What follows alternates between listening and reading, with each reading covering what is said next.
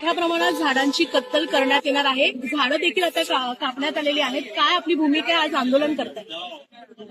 सर्वात पहिले म्हणजे मी तुम्हाला सांगू इच्छितो की आंदोलन मी ह्या ठिकाणी का करतो. तर ह्या ठिकाणी जे ग्रीन कव्हर माझ्या मागे किंवा तुमच्याही मागे आहे ते 30 वर्ष जुनी झाडं आहेत. ही झाडं जेव्हा हा सर्व्हिस रोड बनला, चंद्रशेखर साहेबांनी त्यावेळेस बनवला, तेव्हा मी इथे नगरसेवक होतो आणि माझ्या हाताने मी ही झाडं लावलेली आहे. मी दर झाडा 15-20 झाडांच्या मागे एक सोसायटीला नमूद केलं होतं आणि त्यांनी दत्तक घेऊन ही झाडं जगवली. आज अतिशय वाईट वाटतंय की 30 वर्षांनंतर अशा प्रकारे कत्तल होते. आता आनंदनगर ते साकेत हा रस्ता बनतोय.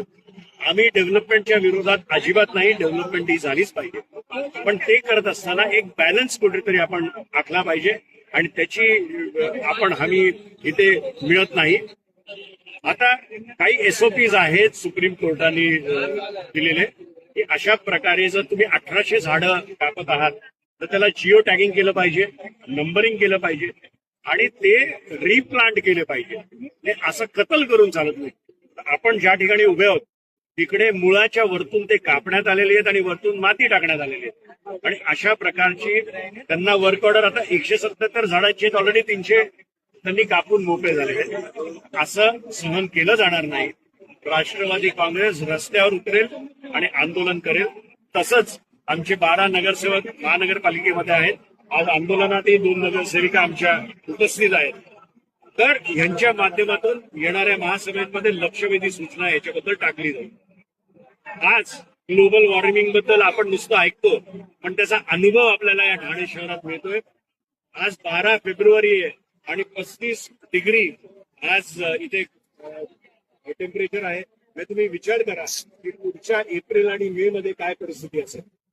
ह्या आठवड्यात AQI इंडेक्स आपला 300च्या पलीकडे होता.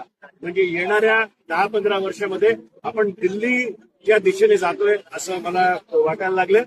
हे कुठेतरी थांबलं पाहिजे.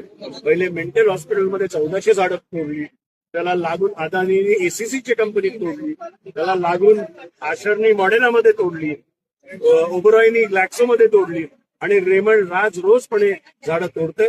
याचा विचार ठाणेकरांनी पण केला पाहिजे आणि उघड्या डोळ्याने न बघता खाली उतरून रस्त्यावर उतरून तुम्ही देखील काहीतरी याच्या विरोधात एक आंदोलन उभं केलं पाहिजे असं आपल्या माध्यमातून सांगितलं.